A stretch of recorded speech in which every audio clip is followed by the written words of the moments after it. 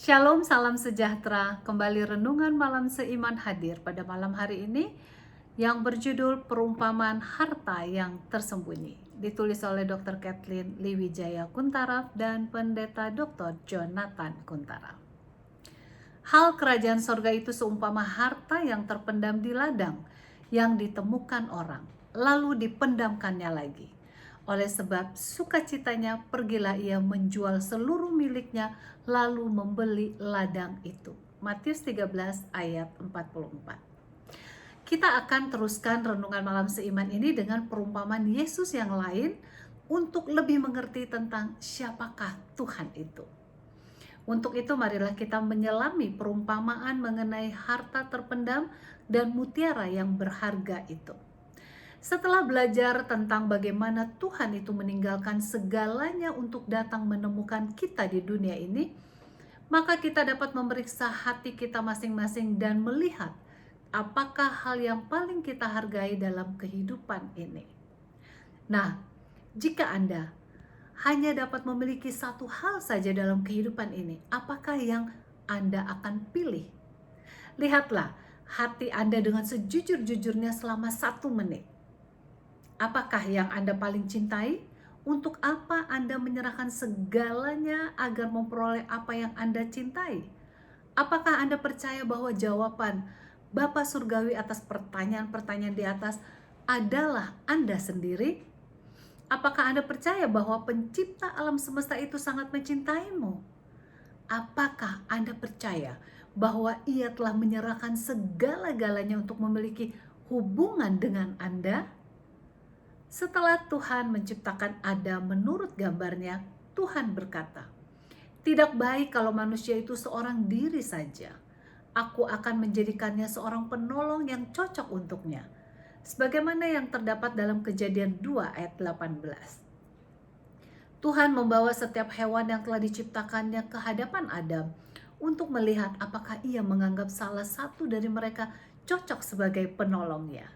Kejadian 2 ayat 20 mengatakan, tetapi bagi Adam tidak ditemukan penolong yang cocok untuknya. Kemudian tanpa berkonsultasi dengan Adam, Tuhan menidurkannya dan membentuk seorang wanita dari tulang rusuknya. Melihat wanita itu saat bangun dari tidurnya, Kejadian 2 ayat 23 menuliskan, Adam berkata, "Ini akhirnya adalah tulang dari tulangku dan daging dari dagingku. Ia akan disebut perempuan karena ia diambil dari laki-laki." Bagaimanakah sampai Tuhan tahu bahwa Adam menginginkan seorang wanita sebagai penolongnya? Bagaimana Tuhan tahu bahwa Hawa akan menjadi keinginan hatinya?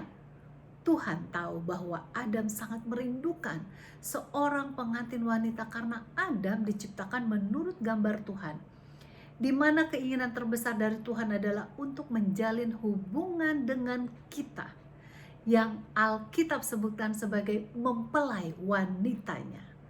Bila kita merenungkan dengan seksama akan kebenaran hati Tuhan, maka kita akan menarik kesimpulan bahwa dari semua yang Tuhan telah ciptakan itu, Anda adalah orang yang paling Tuhan inginkan untuk berhubungan dengannya. Tuhan sangat merindukan agar Anda mau mengenalnya dengan sepenuhnya. Itulah sebabnya Tuhan mengirimkan Yesus ke dunia ini untuk mati agar kita memperoleh keselamatan. Dengan demikian, hubungan kita dengan Tuhan yang telah terpisahkan akibat dosa dapat dipulihkan kembali. Tuhan dengan kasih-Nya yang sangat ajaib itu senantiasa memanggil kita kepada diri-Nya. Ia berdiri di pintu hati kita dan mengetuk, memberi isyarat kepada kita masing-masing dengan kasih-Nya untuk datang ke ladang Tuhan, di mana ada harta yang terpendam di ladangnya. Inilah yang digambarkan dalam perumpamaan di mana ditemukan harta yang terpendam di ladang itu lalu dipendamkannya lagi. Kemudian dalam kegembiraannya ia pergi dan menjualkan semua yang dimilikinya lalu kembali untuk membeli ladang tersebut.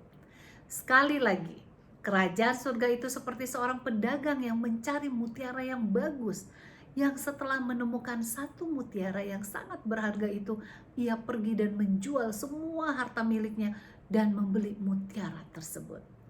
Kerajaan Allah adalah harta terbesar, mutiara yang paling berharga.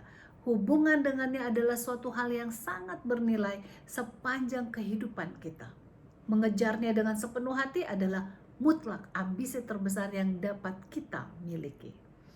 Kalau Yesus telah meninggalkan semuanya untuk menyelamatkan kita, apakah kita siap juga untuk meninggalkan segalanya, segala sesuatu untuk mendapatkannya?